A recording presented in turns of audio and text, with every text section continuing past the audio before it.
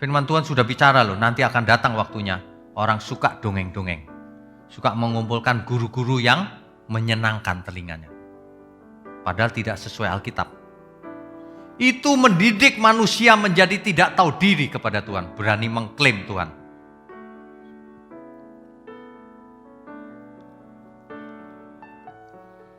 Kita kalau masih punya waktu, mari kita bertobat.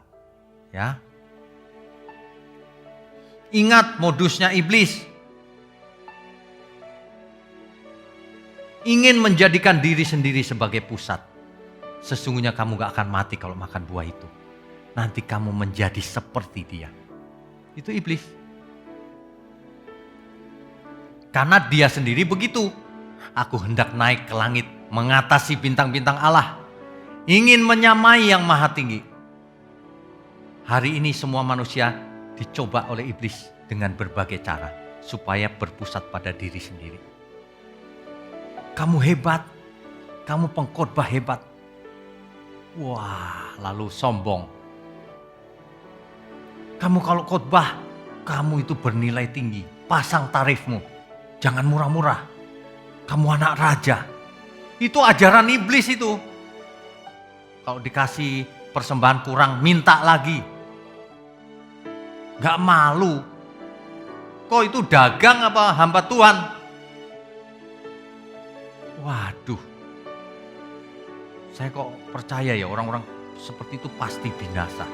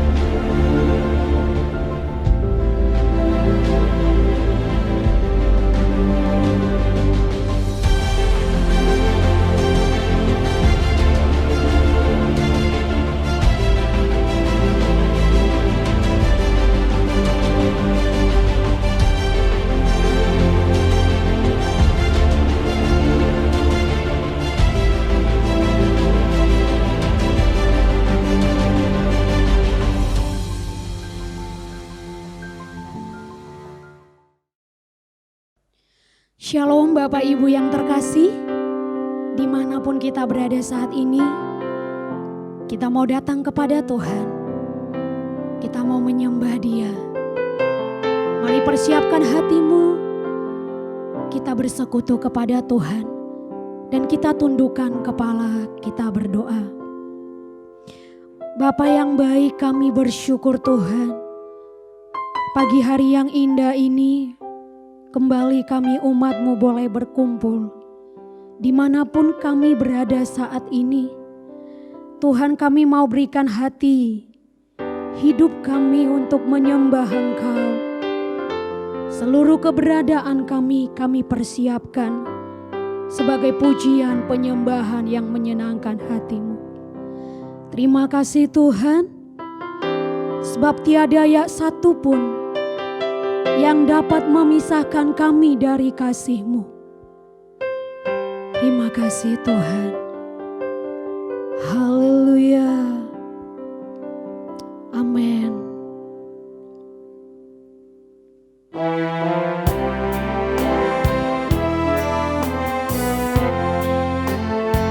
Tiada satu pun yang dapat memisahkan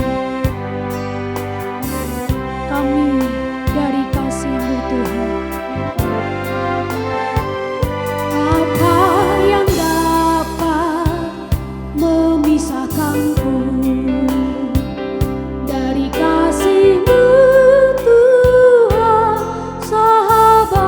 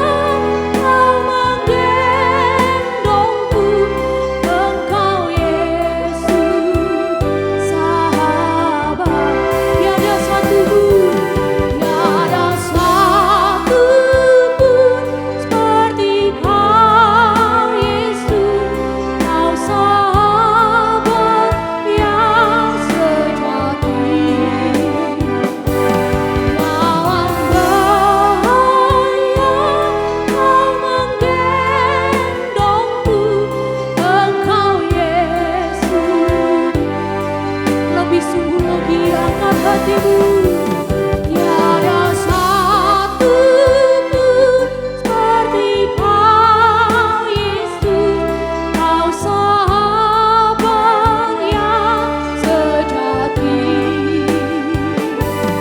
Dalam bahaya Kau menggendongku, Engkau Yesus, lebih lagi Kau sahabatku. Tiada satu pun seperti Kau Yesus, Kau sahabat yang sejati.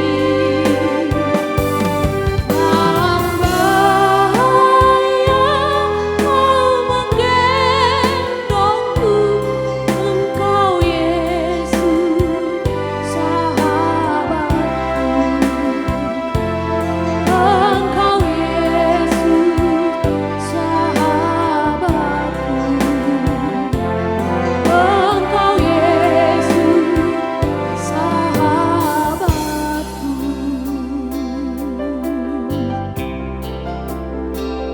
Sebab Kau sahabat kami. Haleluya. Kau sahabat kami, tiada satu pun sepertimu.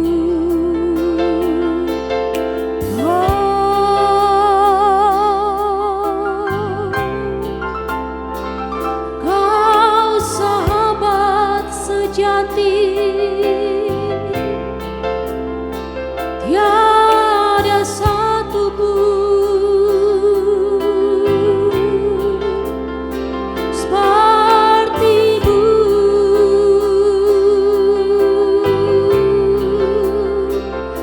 Kau sahabatku. Haleluya,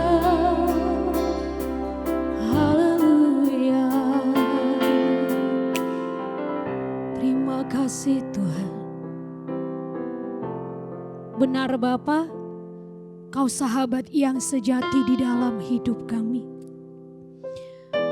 Tiada satu pun yang dapat memisahkan kami Tuhan.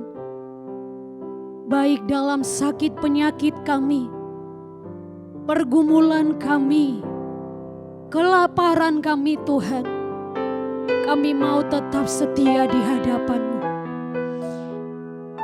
Inilah pengakuan kami Tuhan. Layakkan kami agar kami tetap setia di hadapan-Mu. Terpujilah nama-Mu Tuhan. Lebih lagi kami mau bersekutu di dalam Engkau. Mari jemaat Tuhan, bersama-sama kita katakan amin. Haleluya. Sebab Dia Allah batu karang kita yang teguh. Dia kota benteng kita, amin. Mari Bapak Ibu yang terkasih, kita naikkan pujian ini dengan segenap hati. Sebab Dia batu karang yang teguh, tempat kita berteduh dalam kesusahan-Mu. Mari panggil Tuhan kita. Haleluya.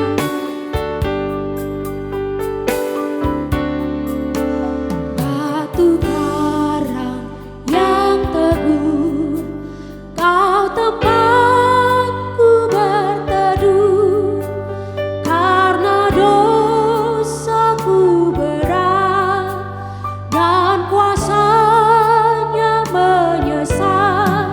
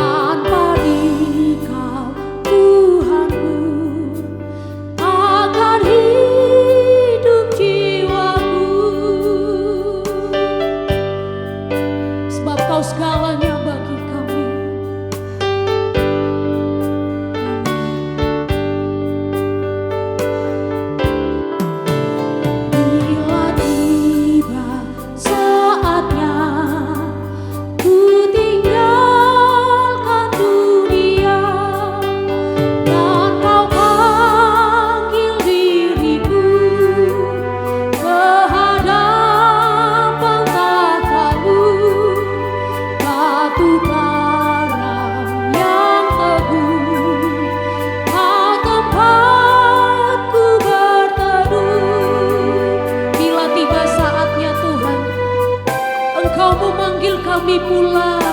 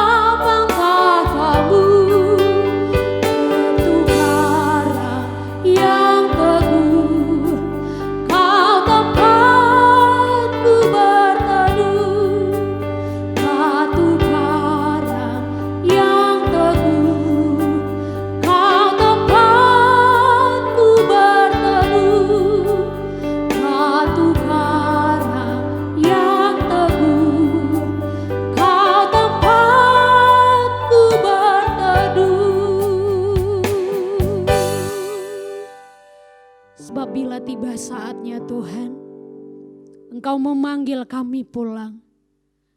Biarlah Engkau dapati kami tetap setia di hadapan-Mu. Kami mau rela meninggalkan segala dosa kami.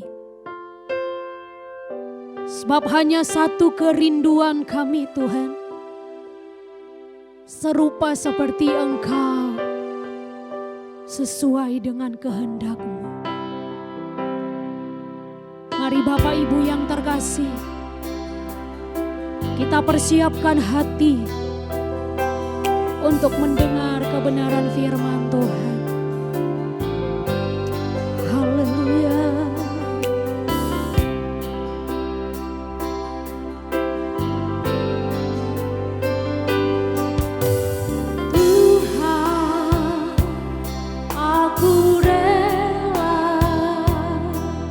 Mengosongkan bejana jiwaku ini dari segala keinginanku dan semua hasrat pribadiku. Tuhan, penuhi aku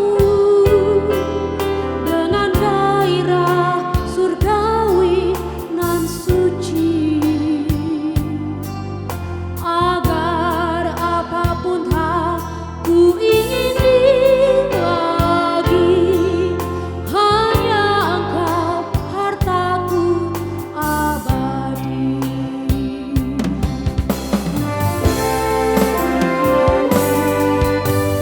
Tuhan, aku rela mengosongkan bejana jiwaku ini dari segala keinginanku dan semua hasrat pribadiku. Tuhan, penuhi aku dengan gairah surgawi nan suci, agar apapun tak ku ingini lagi, hanya Engkau hartaku abadi. Saat ku pulang menghadap Bapa, hanya Engkau yang ku miliki. Kerinduan hatiku, kehausan jiwaku, dapat ku memandang saat ku pulang. Saat ku pulang menghadap Bapa, hanya Engkau yang ku miliki. Kerinduan hatiku, kehausan jiwaku, dapat ku memandang lebih tulus lagi. Oh,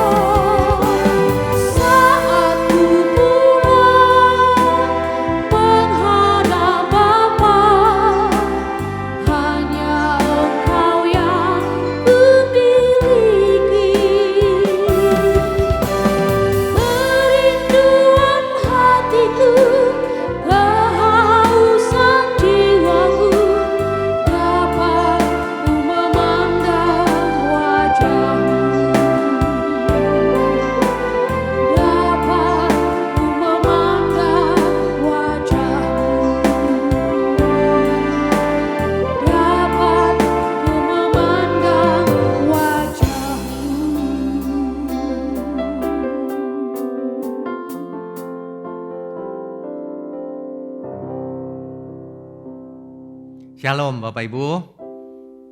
Kembali kita akan mendengarkan firman Tuhan yang akan mengubahkan kita. Ada banyak kebenaran di dalam Alkitab yang seharusnya menjadi konsumsi orang percaya. Sebab kebenaran itulah yang akan memerdekakan kita. Sebelum itu mari kita siapkan hati dan pikiran kita. Mari kita berdoa. Bapa di surga,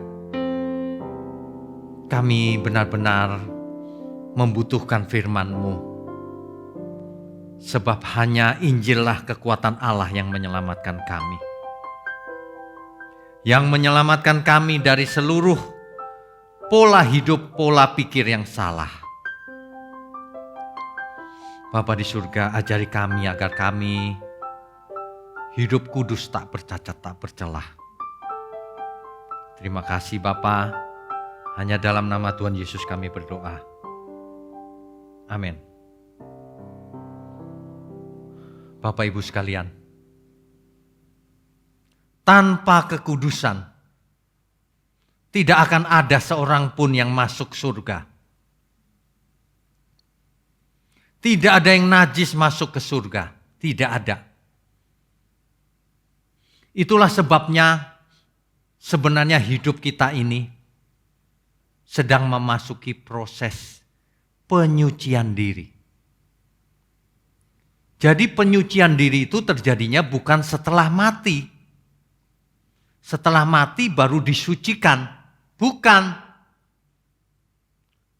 Penyucian diri itu sejak kita masih hidup sekarang. Proses panjang. Selama kita hidup, kita melakukan, lewati pengalaman-pengalaman. Semua proses itu bisa menuju kesucian hidup. Kalau kita mengerti kebenaran. Kita harus belajar berdasarkan Alkitab. Tidak boleh belajar pakai pikiran sendiri. Saya rasa semua setuju ya. Ada amin ya.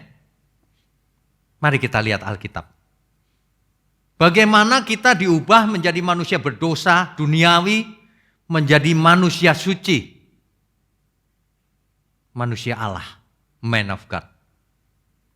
Banyak orang tidak pernah membayangkan dirinya menjadi manusia suci. Sebab pengertian sucinya salah. Aku gak bisa Pak jadi orang suci. Orang suci itu bajunya putih-putih. Ya, terus tidak pernah makan daging. Makannya hanya sayur sedikit, nasi putih. Minumnya air putih, gak kerja, kerjaannya tiap hari berdoa melulu. Jadi orang aneh, makanya orang gak mau jadi orang suci, karena salah pengertian.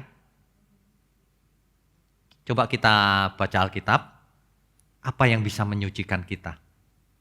Ya, kita baca Kisah Para Rasul pasal 4 ayat 12. Kisah Para Rasul, pasal 4, ayat 12. Dan keselamatan tidak ada di dalam siapapun juga, selain di dalam Dia, sebab di bawah kolong langit ini tidak ada nama lain yang diberikan kepada manusia yang olehnya kita dapat diselamatkan. Bapak Ibu perlu tahu bahwa keselamatan itu tidak tersedia dalam bentuk lain. Kecuali melalui nama Yesus. Yang dimaksud nama oleh Alkitab. Jangan dibayangkan nama itu adalah huruf. YESUS, maka kita selamat. Bukan. Atau nama itu lafalnya Pak. Kalau kita sebut Yesus lalu kita selamat. Bukan. Nama Yesus banyak. Di Filipina banyak orang namanya Yesus. Di zaman Perjanjian Lama banyak orang namanya Yesus. Dalam bahasa Ibrani Yesua. Banyak. Bukan karena hurufnya atau karena lafalnya atau pronunciation-nya. Perhatikan baik-baik. Kalau Alkitab memakai nama, itu artinya bukan panggilan saja. Terutama nama itu mewakili keberadaan sang pemilik nama, pribadinya. Makanya kalau Alkitab berkata, namanya hadir di bait Allah. Jangan pernah membayangkan nama itu spanduk gitu ada di bait Allah. Bukan. Namanya hadir di bait Allah artinya pribadinya hadir di bait Allah. Hadiratnya nyata, itu maksudnya. Amin ya.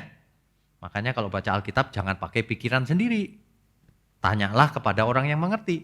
Enggak Pak, ini nama ini pasti panggilan ini. Wah, yang begitu-begitu udah capek deh. Kalau mau belajar silahkan dengar, kalau nggak mau belajar nggak usah dengar. Sebab Alkitab berkata, mutiara tidak untuk babi. Firman Tuhan tidak untuk orang yang tidak mau belajar. Apalagi yang cuma mencari salahnya saja. Nggak usah dengar.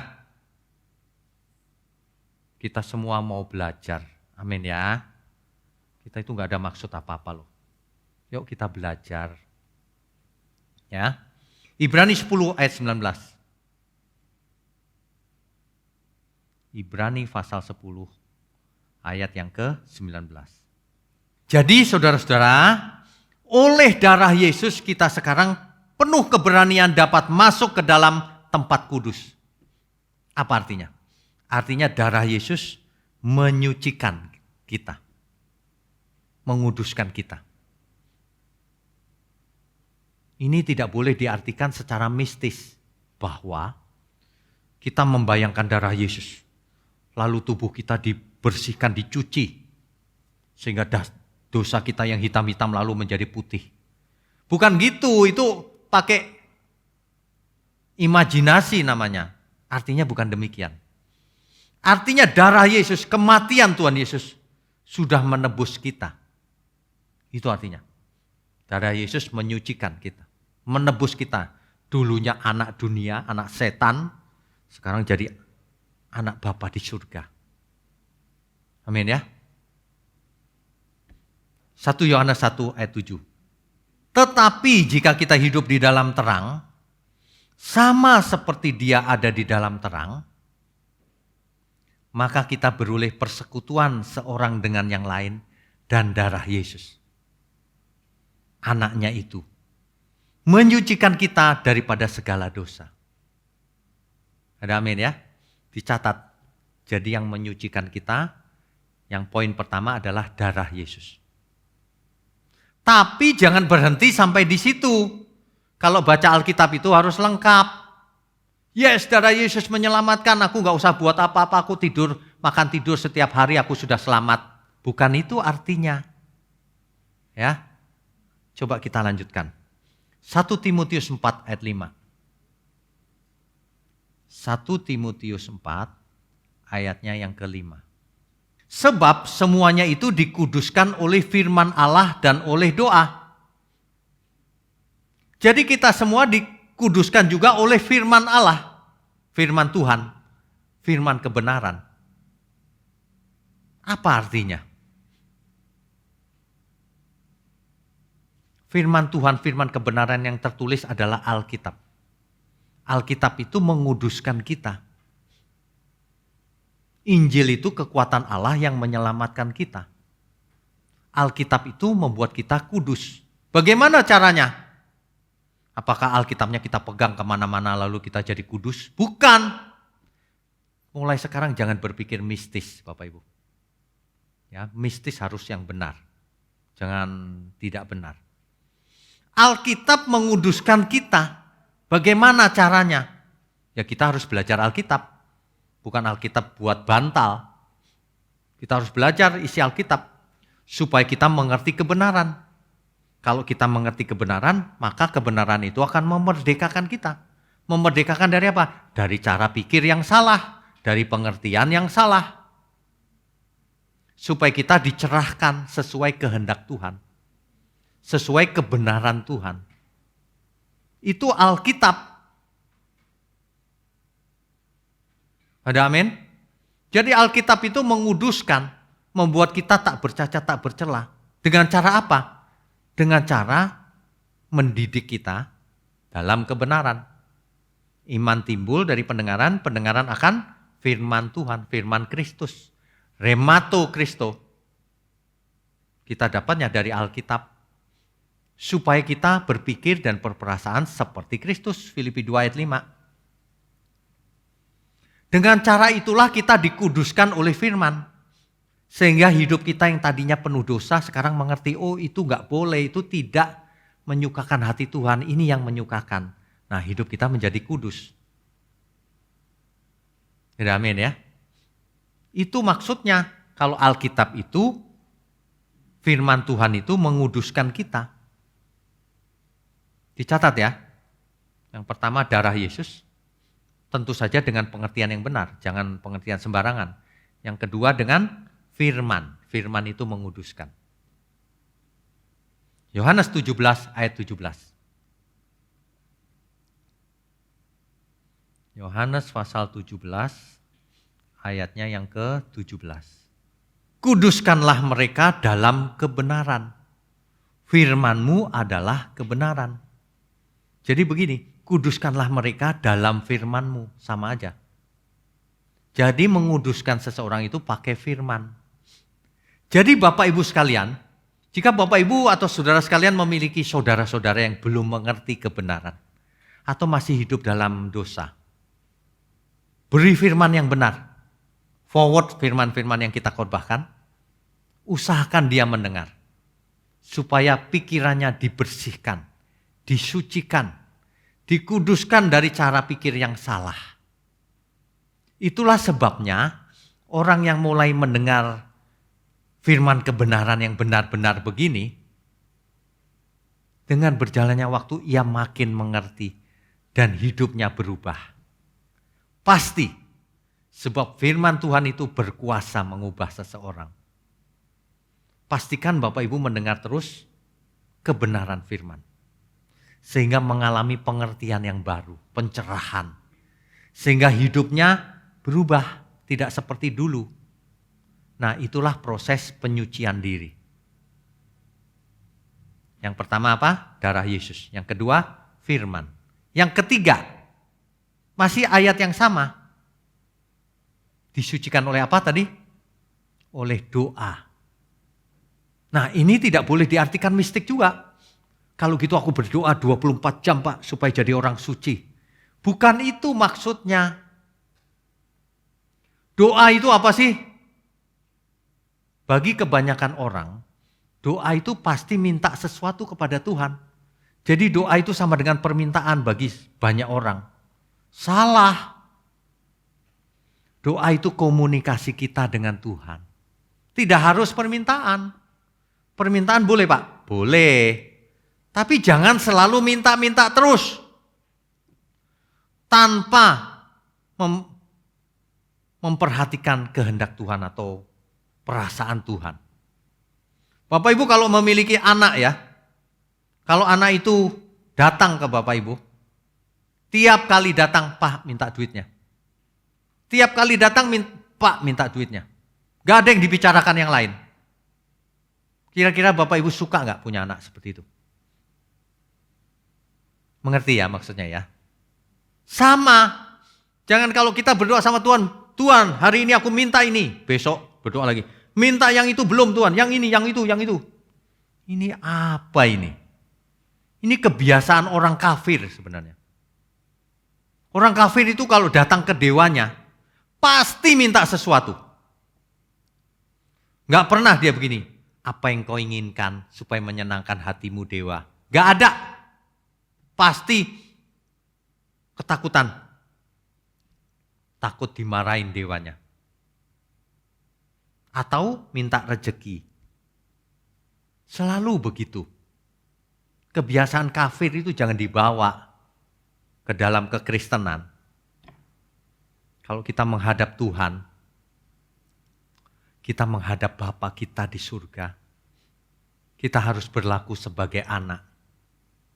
Kan kita panggil dia Bapa, jadi kita harus sebagai anak. Seorang anak kalau ketemu bapaknya, pasti bukan hanya meminta-minta, ada banyak urusan, terutama curhat juga boleh, terutama bincang-bincang. Bapa di surga, di tengah-tengah pandemi ini, Ada banyak teman-temanku kena penyakit, kena virus. Aku berdoa untuk mereka ya Bapak, supaya mereka sembuh. Dunia ini bagaimana ya, kok banyak orang gak percaya, nanti mereka binasa. Ajari aku ya Bapak. Atau Tuhan, aku lagi sedih, aku ditinggal oleh sahabatku. Nah gitu loh. Bicara apa adanya. Makanya doa selama ini gak menyucikan diri. Gak berubah karakternya. Gak terjadi penyucian diri. Doanya minta. Aku butuh tas Tuhan. Aku klaim janjimu. Pakai nama Yesus lagi. Waduh. Memangnya nama Tuhan Yesus bisa dipakai sembarangan apa? Amin ya. Kalau mendengar firman, mari kita rendahkan hati kita. Ini kebenaran. Kalau kita datang ke Tuhan, jangan doanya hafalan. Doa kok hafalan. Udah doa hafalan dalam bahasa asing lagi. Misalnya bahasa Ibrani. Nanti kalau ditanya, kamu ngomong apa? Gak ngerti aku Pak. Gak ngerti kok doa. Doa itu jangan diartikan sebagai mantra. Apa bedanya sama mantra? Disebutkan hafalan tidak ngerti lagi. Doa itu komunikasi yang tulus. Ada seorang aktivis tanya ke saya. Pak, saya itu gak bisa loh kalau suruh berdoa lama-lama. Kenapa? Saya berpikir keras Pak. Mau ngomong apa sama Tuhan ya? Sudah 5 menit terus mampet Pak, saya gak tahu ngomong apa lagi. Memangnya ujian, pakai mikir keras lagi. Makanya doa gak bisa lama, karena tidak tulus, karena hafalan. Apalagi doa jangan baca ya, diketik dulu. Makanya Bapak Ibu, kita harus tulus sama Tuhan. Doa itu gak usah diatur-atur, gak usah apa. Tuhan itu senang kalau mendengar doa yang tulus. Coba kalau ada orang hafalan dalam bahasa asing terus gak ngerti. Coba bayangkan perasaan Tuhan. Tuhan dengar gitu. Ini apa sih manusia satu ini? Ngomong sesuatu kepadaku tapi dia sendiri gak ngerti. Hafalan lagi. Kok gak menghormati aku? Kalau kita bukan cuma menghormati, kita mengasihi Tuhan. Beda loh doanya itu. Tuhan, aku hidup di dunia ini tentu tidak selamanya, hanya sementara. Bagaimana ya Tuhan supaya aku ini hidup menyenangkan hatimu, berguna bagi sesama. Kan enak ngomong apa adanya, gak usah dikarang-karang ngomong apa ya Tuhan. Aku bingung nih. Doa yang menguduskan itu, yang menyucikan diri itu, ada doa yang tulus. Sehingga dari ke hari kita biasa bicara dengan Tuhan. Dan kita tahu bicara kita akan menyenangkan hatinya. Itulah kesucian. Apabila yang kita lakukan atau kita ungkapkan lewat hati kita menyenangkan Tuhan. Itu artinya hidup atau tindakan kesucian. Amin ya. Ya, semua kita pasti bisa. Selama ini ajarannya salah. Ayo berdoa yang benar Bapak Ibu. Ada orang yang baru bertobat. Karena ia terlambat bertobat, ia sudah tua bertobat. Lalu ia belajar. Kalau doa makan gimana ya Pak? Ya namanya baru belajar, oke deh diajarin. Sementara agak dihafal deh gitu. Dihafal sama dia. Lalu waktu mau berdoa, karena hafalan, karena gak biasa berdoa, dia lupa. Waduh, doanya apa nih? Dia lupa, saudara. Lalu dia berdoanya begini. Tuhan, aku mau makan pokoknya. Aku gak tahu berdoa apa. Dalam nama Yesus, amin. Itu doa, saudara. Ada amin? Itu justru doa yang benar. Doa yang benar itu tulus, apa adanya. Justru banyak orang seminari doanya panjang-panjang. Kalau mau berdoa ya Bapak Ibu, aduh. Bapakku yang di surga, kayak deklamasi. dimuliakanlah namamu. Hafalan itu. Tuhan, terima kasih untuk makanan yang tersedia. Tuhan berkati yang menanam padinya. Kejauhan ceritanya. Gak tulus itu. Ya, bukan berarti gak boleh berdoa gitu juga boleh. Asal tulus, jangan dibuat-buat, jangan hafalan. Itu maksud saya. Ada amin ya. Doa yang tulus itu menyucikan kita. Akan makin lancar komunikasi kita dengan Tuhan. Dan makin enak gitu. Tuhan juga dengernya enak. Dibanding yang hafalan, deklamasi, bahasa asing dia sendiri gak ngerti. Apa maksudnya berdoa seperti itu? Memangnya mantra atau apa? Terus ada lagi yang ngajarin, kalau doa Bapa kami diulang 12 kali. Nanti apa yang kau minta manjur. Ini apa lagi ajaran ini? Biar 100 kali, 1000 kali gak manjur. Kalau kau gak hidup benar di hadapan Tuhan. Itu ajaran-ajaran begitu yang gak menyebabkan orang hidup suci. Hidup kudus. Ya, berpikir mistik lagi. Yang keempat, dicatat Bapak Ibu. 1 Petrus 1 ayat 2. 1 Petrus 1 ayat 2. Yaitu orang-orang yang dipilih sesuai dengan rencana Allah, Bapa kita, dan yang dikuduskan oleh Roh, supaya taat kepada Yesus Kristus dan menerima percikan darahnya. Kiranya kasih karunia dan damai sejahtera makin melimpah atas kamu. Ya, di sini ada kata-kata dan yang dikuduskan oleh Roh. Jadi kita itu dikuduskan oleh Roh Kudus. Mengapa Roh Kudus ditaruh dalam diri kita? Mengapa dulu di perjanjian lama Roh Kudus dipanggil Roh Allah, tetapi di perjanjian baru disebut Roh Kudus, dipanggil Roh Kudus. Supaya kita benar-benar hidup kudus. Supaya Roh Kudus tinggal di dalam diri kita yang bait Allah, menguduskan kita, menyucikan hidup kita. Itulah Roh Kudus. Kok bisa Roh Kudus menyucikan hidup kita? Jangan berpikir mistik ya. Ketika aku tidur Pak, Roh Kudus menyucikan hidupku. Bukan. Roh Kudus memimpin kita kepada seluruh kebenaran. Sehingga kita hidupnya kudus. Ada amin? Itulah sebabnya kita harus selalu sadar ada Roh Kudus dalam diri kita. Kita takut berbuat dosa. Jika ada sesuatu yang berat, minta tolong Roh Kudus. Agar kita hidup kudus, tak bercacat, tak bercela. Ya, ada amin ya. Makanya kita harus selalu ingat ada Roh Kudus.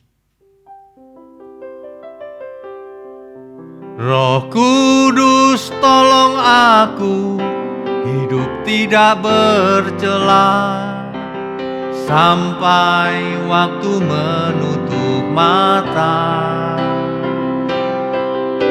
Ku rindu seperti Yesus, kesukaanmu Bapa. Hidup ini jadi berharga. Roh Kudus tolong aku hidup tidak bercela sampai waktu menutup mata. Ku rindu seperti Yesus, kesukaanmu Bapa. Hidup ini jadi berharga. Hidup ini jadi berharga jika kita hidup kudus, tak bercacat, tak bercela. Tanpa Roh Kudus, seseorang tidak akan bisa hidup kudus. Kalau cuma perbuatan baik bisa, tapi kalau hidup kudus tidak bisa. Karena hidup kudus perlu pertolongan Roh Kudus. Perlu firman Tuhan. Perlu darah Yesus. Jadi kalau ada orang yang berusaha hidup kudus dengan usahanya sendiri, dia tidak bakalan hidup kudus. Dia hanya bisa jadi orang baik. Dia tidak bakalan bisa mencapai kesucian Allah, kekudusan Allah. Itu sebabnya Alkitab berkata, karena manusia telah kehilangan kemuliaan Allah. Bukan kehilangan, saudara. Dalam teks asli dipakai kata hustereo. Artinya lack of. Sangat kekurangan. Tapi tetap jadi manusia. Sehingga kekudusan manusia bisa dipulihkan, dimuliakan bersama Tuhan. Dengan cara apa? Manusia tidak bisa berusaha sendiri tentunya. Dengan cara apa? Kita sudah belajar tadi. Yang pertama, darah Tuhan Yesus, kematian Tuhan Yesus. Mengampuni setiap dosa kita. Tapi tidak berhenti di situ. Yang kedua apa? Oleh firman. Firman yang dimengerti, maka akan berdampak dahsyat dalam diri kita. Maka pola pikir akan berubah, kodrat kita akan berubah. Maka kita akan berpikir dan berperasaan seperti Tuhan Yesus. Itu oleh firman. Yang ketiga apa tadi? Oleh doa. Kalau kita berdoa, komunikasi dengan Tuhan, maka lama-lama hubungan kita akan semakin erat, semakin dekat. Dan kita akan mengerti kehendak Tuhan seperti apa. Kalau kita komunikasinya lancar. Sebab Tuhan itu tidak diam saja. Kalau kita berdoa, Tuhan membalas doa kita. Meskipun kadang-kadang lebih sering tidak melalui audible. Setiap pagi Tuhan bicara, bisa. Saya sering kali kalau bangun pagi ada suara, tapi bukan audible. Diberi pencerahan oleh Tuhan. Sering. Ya. Jadi kita semua harus bisa mendengar suara Tuhan. Meskipun tidak audible. Kadang-kadang bisa lewat teman kita. Bisa lewat Alkitab yang kita baca. Bisa lewat perenungan kita. Bisa. Bisa lewat mimpi kadang-kadang. Bisa. Tuhan bisa memberikan penglihatan lewat mimpi. Ya. Zaman sekarang banyak orang tidak percaya hal itu. Padahal Alkitab mencatat hal itu. Orang-orang ini aneh. Ngaku Alkitab ya tapi tidak percaya Alkitab. Lebih percaya buku karangan si A. Lebih percaya pengakuan iman, gereja A, gereja B. Alkitab malah gak percaya. Bicaranya sih percaya Alkitab, tapi Alkitabnya ditaruh di bawahnya itu. Hasil rapat sinode. Yang begitu-begitu. Gak menghormati Alkitab. Makanya tidak bisa hidup kudus. Kekudusan itu dari firman, dari doa, dari Roh Kudus. Poin yang terakhir Bapak Ibu, dicatat baik-baik ya. 1 Yohanes 3 ayat 1 sampai 3. 1 Yohanes pasalnya yang ketiga ayat 1 sampai 3. Saya bacakan ya. Lihatlah betapa besarnya kasih yang dikaruniakan Bapa kepada kita. Sehingga kita disebut anak-anak Allah. Dan memang kita adalah anak-anak Allah.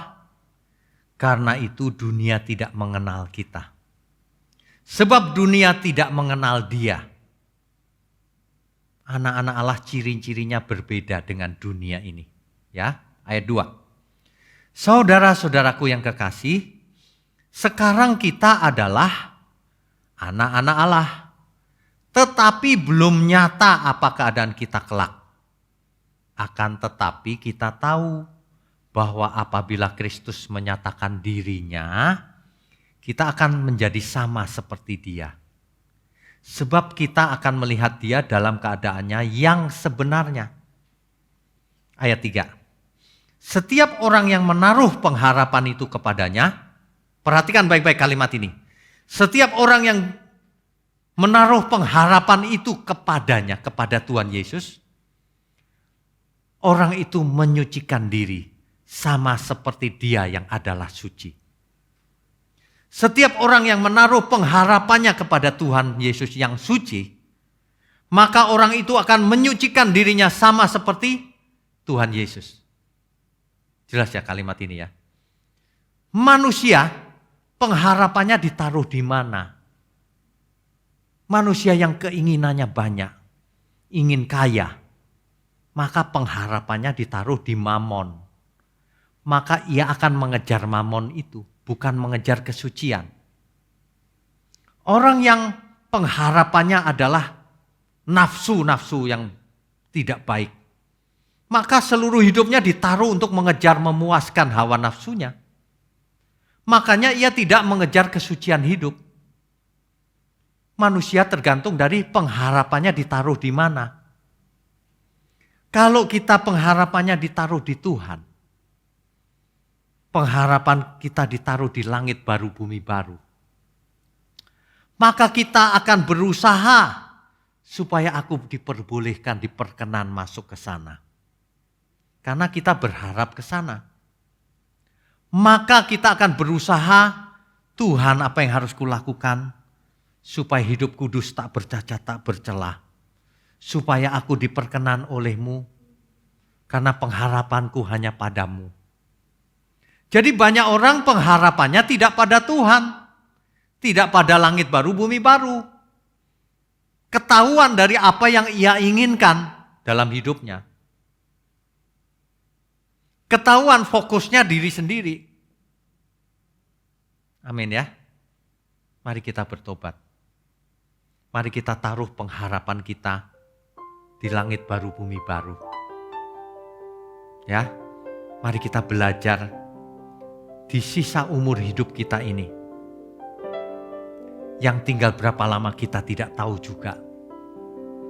Langkah terakhir kita hanya satu sekarang. Bersama Roh Kudus mempersiapkan diri hidup kudus tak bercacat, tak bercelah. Sebelum kita bertemu Tuhan, sebelum kita ada di langit baru, bumi baru, mari kita pindahkan hati kita ke sana, pikiran kita ke sana, seluruh pengharapan kita ke sana. Ada amin ya? Mari kita benar-benar bekerja sama, memberi diri untuk dipimpin oleh Roh Kudus. Tidak ada orang yang bisa selamat tanpa Roh Kudus. Tidak ada orang yang mengalami transformasi tanpa Roh Kudus. Mari saudara. Roh Kudus tolong aku hidup tidak bercela sampai waktu menutup mata. Ku rindu seperti Yesus, kesukaan-Mu Bapa. Hidup ini jadi berharga. Sekali lagi saudara. Roh Kudus tolong aku hidup tidak bercela sampai waktu menutup mata. Rindu seperti Yesus, kesukaan-Mu Bapa. Hidup ini jadi berharga. Hidup ini jadi berharga. Bapak Ibu mau hidup ini menjadi berharga di mata Tuhan? Mari kita hidup kudus. Mari kita kerjakan bagian kita. Belajar keras, kerja keras, apapun persembahkan untuk Tuhan. Itulah hidup kudus. Dengan darah Yesus, dengan rohnya yang kudus, dengan firman Tuhan, kita lakukan.